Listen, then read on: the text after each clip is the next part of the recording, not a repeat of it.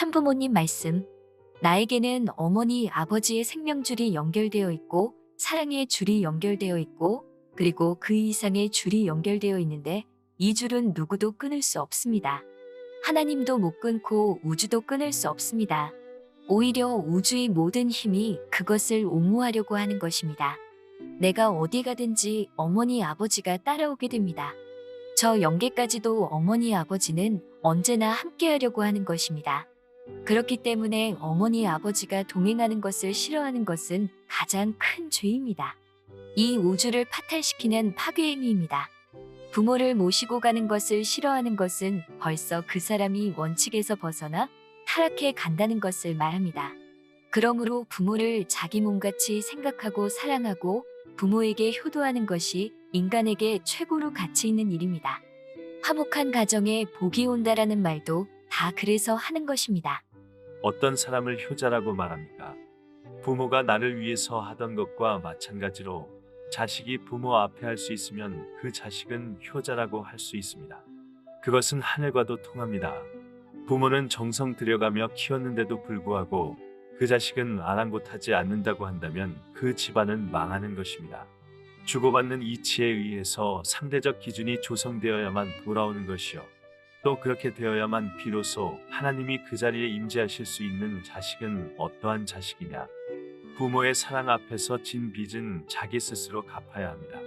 부모가 나이 들어 노망을 했을 때는 자기가 어린 시절에 똥 싸고 오줌 쌌던 것을 닦아주던 그 부모의 마음으로 모든 일을 참고 어려움을 느끼지 않고 부모를 모셔야만 효자가 됩니다. 부모 앞에 효도를 해야 됩니다. 효자가 되어야 합니다. 부모를 중심 삼고 나라의 충신이 되어야 합니다. 부모가 나라를 거느리고 세계를 거느려 왔기 때문입니다. 충신이 되기 전에 효자가 되어야 하고 효자가 되기 전에 참된 형제를 놓고 자랑할 수 있는 식구가 되어야 합니다. 식구는 형제간에 찬양할 수 있는 권을 내세운 이름입니다. 옛날에 남자와 여자가 결혼해서 부부가 되어 가정을 거느리고 부모 앞에 효도하던 이상의 효도를 하여야 합니다. 시집장가를 가기 전에는 진정한 효자 효녀가 되지 못합니다. 진정한 효자 효녀는 결혼을 하고 나서야 될 수 있다는 것입니다. 시집장가를 가서 부부가 되어 그 부모 앞에 남편의 효성에 아내의 효성을 플러스시켜서 부모를 받드는 효성의 터전을 갖추어야만 참된 효도권이 성립됩니다. 생각 나누기.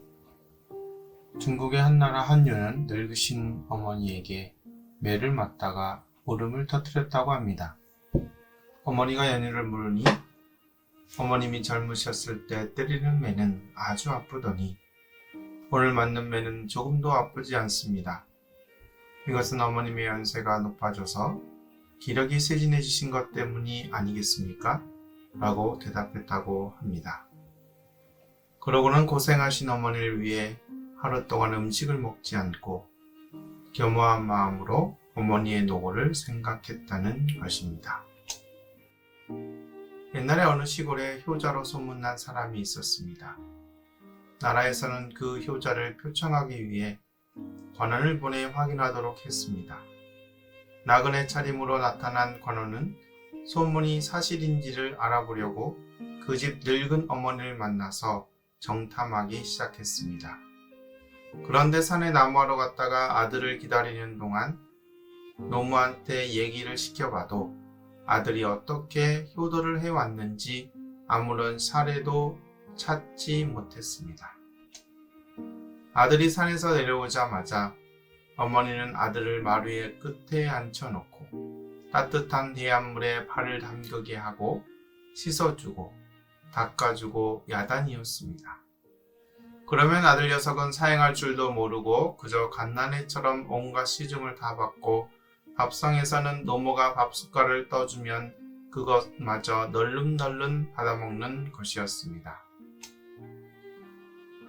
관원의 생각에 이놈이 효자가 아니라 어미한테 고생만 시키는 자라고 여겨졌습니다. 그러면서도 이상한 것은 그 노모는 너무도 행복한 모습이었고 아들 역시 마찬가지였습니다. 그리고 그 늙은 어머니가 자기 아들을 이 세상 제일 가는 효자로 믿고 있다는 사실도 확인했습니다.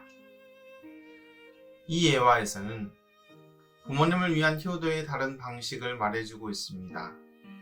부모를 위해 그저 무엇인가를 해드리고 편히 모셔야 된다는 교과서 방식의 효도가 아닌 무엇인가를 할 수 있는 일을 허락해드리는 것이 또한 부모님을 기쁘게 해드린다는 깨달음을 주고 있습니다.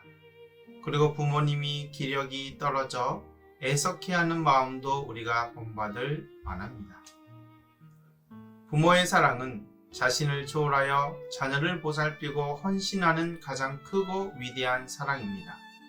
반면 자녀가 이와 같은 부모의 사랑에 보답해야 하는 사랑이 효도입니다. 이 효도는 사랑을 받았으니 돌려드려야 하는 의무적인 사랑이 아닌 진정으로 부모님을 공경하고 사랑하는 마음이 있어야 합니다. 더욱이 참 부모님께서 부모의 사랑에 진 빚은 자기 스스로 갚아야 한다고 말씀하십니다. 심지어 부모가 나이 들어 노망을 했을 때는 어린 시절을 생각하면서 불평하지 말고 부모를 모시라고 하셨습니다. 이것은 우리에게 현실적으로 실천할 수 있는 가르침으로 주신 말씀입니다. 그런 마음가짐으로 생활해야 하늘 앞에도 효자의 도리를 할 수 있다고 보시는 것입니다. 자녀는 곧 다가올 미래의 부모가 될 수 있는 자입니다. 부모의 헌신적 사랑을 받은 자녀는 효정의 심정으로 그 사랑에 응답해야 합니다. 자신의 온 정성과 최선을 다하여 부모로부터 참다운 자녀라고 인정받아야 합니다. 부모가 자녀를 사랑하는 것처럼 자녀 또한 부모님을 위하여 생활해야 합니다. 그러므로 자녀의 완성은 자신을 주장하는 데 있는 것이 아니라 부모의 인정을 받고 부모와 함께 할 수 있는 동참권을 이어받아 자녀의 위치와 가치가 세워질 때 가능하게 됩니다.